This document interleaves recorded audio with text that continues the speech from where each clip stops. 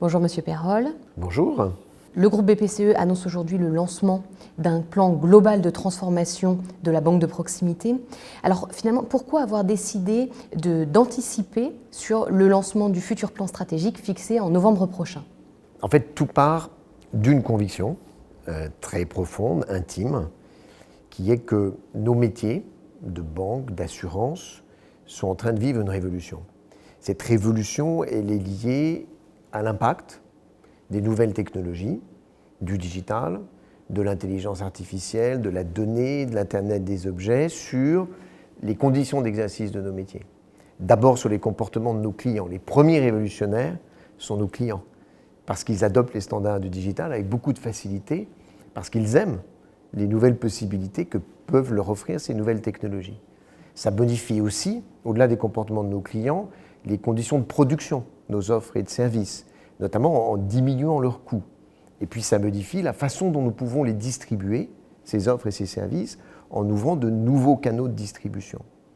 Donc notre prochain plan stratégique, qui couvrira la période 2018-2020, il a pour objectif, au fond, de nous mettre en mesure de saisir l'opportunité que représente cette révolution. Parce que c'est avant tout et d'abord une opportunité. C'est l'opportunité de réinventer les métiers de la banque et de l'assurance en étant capable, mieux que nos concurrents, d'utiliser les nouvelles technologies, ce qu'elles nous apportent, au bénéfice de nos clients et au bénéfice de nos équipes, de ceux qui travaillent pour le compte de nos clients.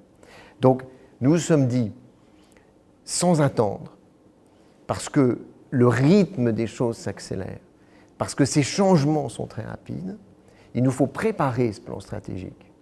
Et sans attendre, ça veut dire être capable de dire en amont ce que nous voulons pour la relation entre nos banques de proximité, les banques populaires, les caisses d'épargne et nos clients, comment nous pouvons être plus efficaces sur le plan opérationnel, simplement pour dégager des capacités d'investissement nouvelles, et puis comment nous pouvons changer de dimension en matière digitale en démarrant sans attendre un nouveau plan d'action digitale.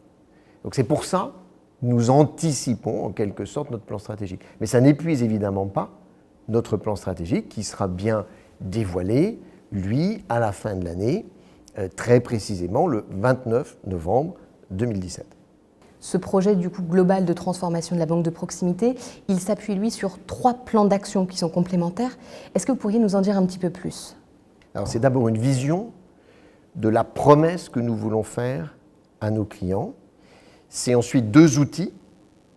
Un outil d'efficacité opérationnelle, dégager des capacités d'investissement nouvelles, et puis un outil digital, comment faire que le digital soit au service de cette vision.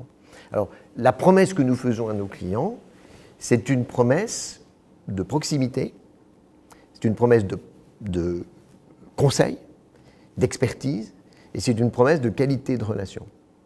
De proximité, en disant à nos clients, la banque vous est accessible 24 heures sur 24, 7 jours sur 7, sur votre mobile.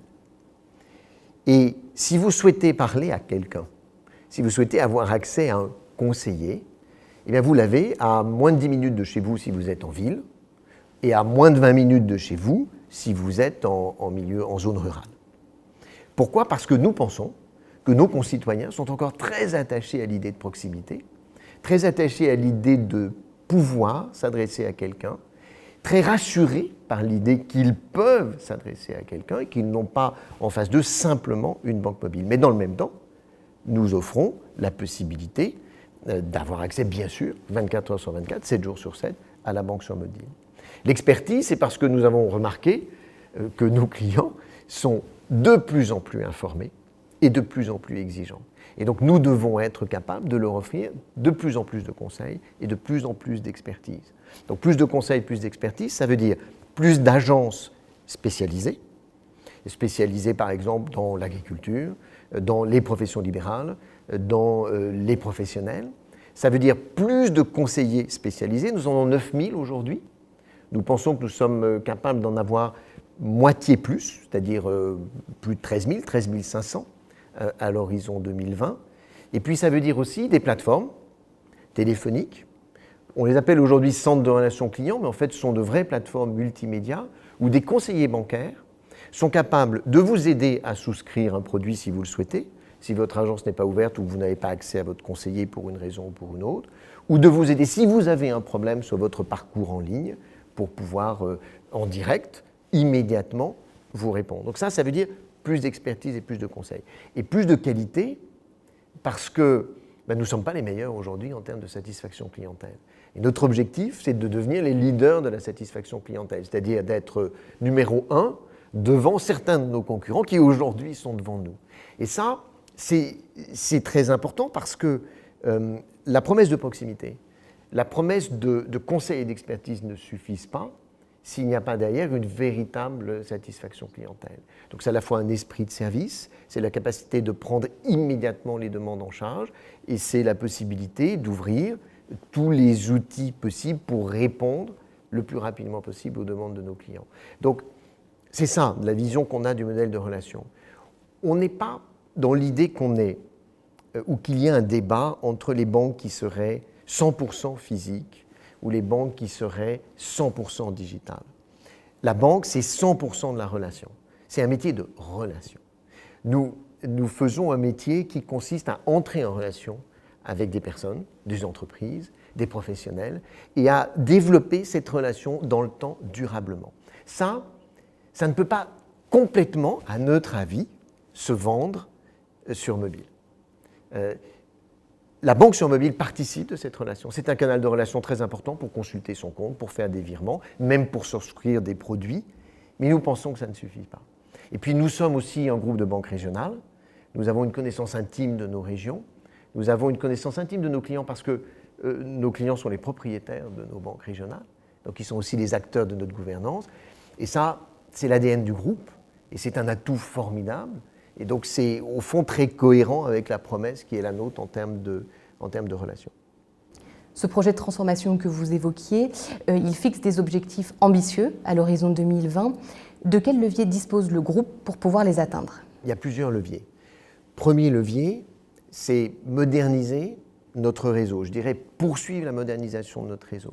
Ça veut dire spécialiser davantage de nos points de vente. Ça veut dire regrouper en milieu urbain notamment et puis périurbain un certain nombre de nos points de vente pour faire des points de vente un peu plus importants. Ça veut dire parfois, en milieu rural, fermer un certain nombre de points de vente lorsqu'il n'y a plus le potentiel de clientèle nécessaire. Mais le tout dans la promesse de proximité qui est la nôtre, moins de 10 minutes en milieu urbain, et puis en ville, et puis moins de 20 minutes en zone rurale. Moderniser le réseau, ça veut dire aussi créer de nouveaux formats d'agences. Alors, des agences qu'on appelle avec espace collaboratif, c'est-à-dire des agences où toute l'équipe est réunie sur un même plateau, avec la possibilité d'interagir au bénéfice de nos clients et au bénéfice de l'équipe de façon beaucoup plus importante. Des agences spécialisées, je l'ai dit, des agences que nous appelons multisites, c'est-à-dire un même patron pour plusieurs sites, des agences où le transactionnel, comme nous disons, c'est-à-dire les opérations courantes, où au fond progressivement auront disparu, où il y aura progressivement plus de fonctions d'accueil, mais simplement de l'expertise et du conseil, plus progressivement dans certaines de nos agences la gestion du cash, du numéraire, donc un réseau qui sera plus moderne, plus spécialisé, plus focalisé. Au total, ça nous amène à poursuivre ce que nous avons entamé il y a déjà quelques années, la réduction du nombre de nos points de vente, mais d'un peu plus de 5%, d'ici à 2020. Et donc nous conservons une présence de proximité extrêmement forte. Notre deuxième levier, c'est bien sûr le plan d'action digital. C'est changer de dimension sur le plan digital pour nous permettre d'être capable d'utiliser la multiplicité de contacts que nous avons avec nos clients, 2,3 millions de contacts chaque jour entre nos clients et nous sur nos applications mobiles. C'est la possibilité, à travers ces centres de relations clientèle, d'effectuer des rebonds sur la base de la connaissance que nous aurons de nos clients pour leur proposer des services ou des offres qui nous paraîtront adaptées à leurs besoins. Donc l'utilisation du levier digital. C'est troisièmement un effort de formation considérable. Nous aurons à former nos équipes pour avoir davantage de conseillers spécialisés, parce que nous allons d'abord nous appuyer sur nos équipes internes. Nous aurons à former certains de nos conseillers accueil pour leur permettre de devenir des conseillers à part entière.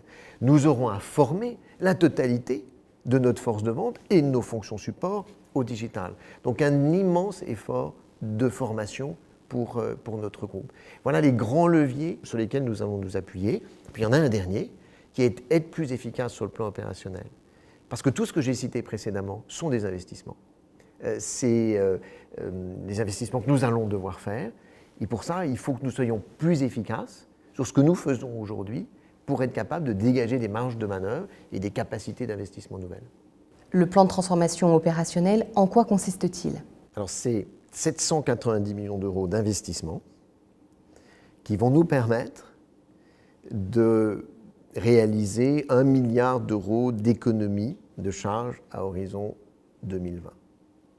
Donc c'est d'abord être plus efficace. 250 millions d'euros de ces économies sont réalisés chez Natixis. C'est le plan de transformation et d'efficacité opérationnelle que Natixis a annoncé au début du mois de novembre. 750 millions d'euros seront réalisés dans la banque de proximité, 3 grands tiers, un tiers sur la simplification des structures, fusion de banques ou rationalisation de nos systèmes d'information, un tiers sur la transformation du modèle de banque de proximité, et puis un tiers sur, de façon plus classique, l'immobilier, les achats. Mais c'est d'abord 790 millions d'euros d'investissement pour nous permettre de réaliser ces économies. C'est une deuxième chose, parce que ce n'est pas seulement réaliser des économies, c'est d'abord et avant tout transformer les outils qui sont les nôtres pour les mettre en mesure de supporter à la fois la vision qu'on a de notre modèle de relation et puis notre plan digital. Un exemple, nous créons une direction des systèmes d'information retail. Ça n'a l'air de rien, mais pour nous c'est très important. Ça veut dire qu'il y a un patron des systèmes d'information dans le groupe, un seul, il s'appelle Jean-Yves Forel, il est au comité de direction générale, il est le patron de IBP, de ITCE, de BPCE-IT, donc de l'ensemble des systèmes d'information qui sont le support de notre activité de banque de proximité. Évidemment avec l'aide des directeurs généraux de chacune de ces entreprises. Mais de cette façon, nous avons une vue globale de nos systèmes d'information, de nos moyens informatiques. Nous sommes capables de faire les bons choix et les bons investissements. Nous sommes capables aussi de mutualiser davantage, de ne développer qu'une fois, chaque fois que c'est possible, plutôt que de le faire une fois pour une banque populaire et puis une fois en caisse d'épargne. Et donc d'être à la fois plus efficace et plus économe. Donc ce plan de transformation et d'efficacité opérationnelle, c'est bien les deux choses. Efficacité opérationnelle, dégager de nouvelles capacités d'investissement, mais c'est aussi transformation. Sur le troisième volet, qui porte donc sur le plan d'action digitale, pourriez-vous nous en dire un petit peu plus ? Ce qu'il faut retenir, c'est que ce plan digital doit nous permettre de faire plus simple. Plus simple pour nos clients, plus simple pour nos collaborateurs, plus simple pour tous nos partenaires, y compris FinTech, qui sont les partenaires de notre groupe. Plus simple parce que c'est la condition de la satisfaction de nos clients. C'est ainsi que nous le voyons. Chaque fois que nous leur simplifions la vie, nous améliorons la satisfaction qu'ils ont de l'expérience avec nous. Mais plus simple, c'est très compliqué. Faire plus simple, il se trouve que c'est très compliqué.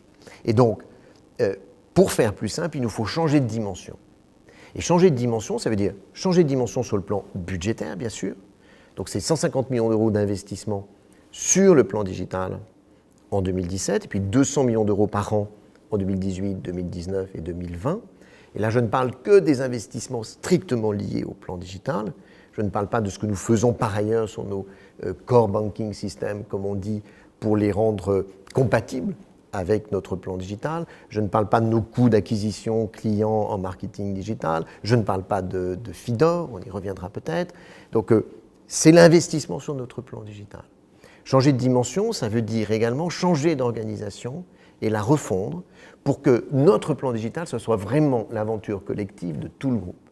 C'est pour ça que nous avons créé une Digital Factory, 1000 personnes, pas une nouvelle société, mais simplement le regroupement de tous les moyens de développement, de sites, d'applications, tous les moyens de développement digitaux que nous avons aujourd'hui dans nos systèmes d'information, en banque populaire, en caisse d'épargne, chez Natixis, au crédit foncier, dans notre système de production. Tous nos moyens de développement sont regroupés en mode projet. Là où ils sont aujourd'hui, dans des digital centers qui vont être partout en France. On en aura 7 en France, à Lille, à Lyon, à Paris, à Toulouse et Aix, dans l'Est, à Nantes et à Rennes, là où nous sommes, et puis à Berlin, là où se trouve FIDOR, et demain à New York et Singapour, de telle manière que les compétences se réunissent là où elles sont aujourd'hui, et toutes les compétences en mode projet, en mode agile, pour développer nos projets. Ça s'appelle la Digital Factory 89C3. Pourquoi 89C3 ? Parce que 89C3, c'est la traduction en langage LIT, donc les geeks comprendront, de BPCE. Voilà.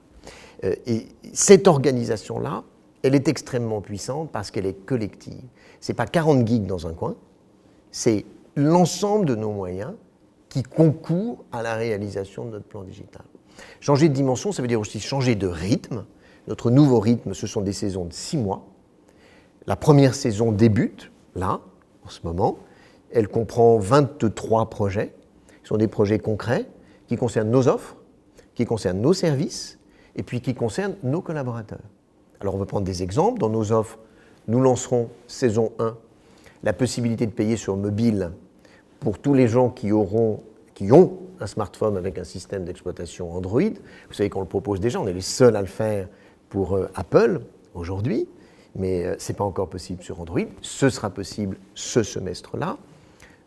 Exemple de projet collaborateur, un réseau social, le même réseau social pour toutes les entreprises du groupe, de telle manière qu'on puisse communiquer à l'intérieur du groupe, bien sûr à l'intérieur d'une entreprise, une banque populaire, une caisse d'épargne, mais aussi à l'intérieur entre entreprises, sur un métier, sur une filière, un projet pour notre environnement, pour nos startups, ce qu'on appelle le Startup Act, c'est-à-dire revoir nos procédures d'achat pour les rendre compatibles avec les besoins de nos fintech et des startups qui sont aussi nos clients. Donc, c'est changer de rythme, changer de dimension financière, changer d'organisation, changer de rythme, de telle manière que le digital corresponde à ce que je veux qu'il soit pour notre groupe. Positif, collectif, rapide, et le dernier point, c'est le plus important peut-être, industriel.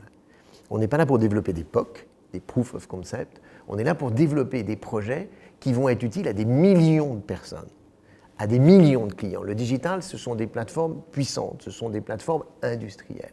Et c'est pour ça qu'on va y mettre beaucoup de moyens. Récemment, vous avez fait l'acquisition de FIDOR. Pourriez-vous nous expliquer le rôle que va jouer cette filiale dans la stratégie digitale du groupe ? Alors, FIDOR, c'est un modèle de banque différent d'une autre. Première chose, c'est une banque communautaire sur mobile. Pas de réseau d'agence, exclusivement sur mobile, et une banque qui repose sur l'animation d'une communauté où les membres de la communauté parlent des produits offerts par la banque, des services, font des suggestions, donnent leurs idées sur la bonne manière de gérer l'épargne ou la bonne manière d'accorder un crédit. Donc c'est une banque très particulière, un modèle très différent d'une autre, assez disruptif, comme on dit. Nous allons lancer cette banque, qui est aujourd'hui présente en Allemagne avec 160 000 clients, en France, en 2017, et puis dans d'autres marchés européens. Pourquoi ? Parce que nous pensons qu'il est très important pour notre groupe d'être capable de développer, à côté des caisses d'épargne, des banques populaires, des modèles qui sont différents de celui que nous développons très majoritairement par ailleurs. D'être capable de se réinventer aussi de cette manière-là. Puis FIDOR, c'est une deuxième chose, c'est aussi une start-up technologique qui a développé une plateforme de banque qui est accessible sous marque blanche à des clients, opérateurs de télécommunications ou autres, qui veulent développer une activité bancaire. Et nous allons poursuivre le développement de cette activité. Et puis enfin, FIDOR, ce sont des briques technologiques que nous allons pouvoir utiliser au bénéfice des banques populaires, des caisses d'épargne et de leurs clients, parce qu'elles sont aux meilleurs standards technologiques. Merci Monsieur Perrol et à bientôt. Merci beaucoup, à très bientôt.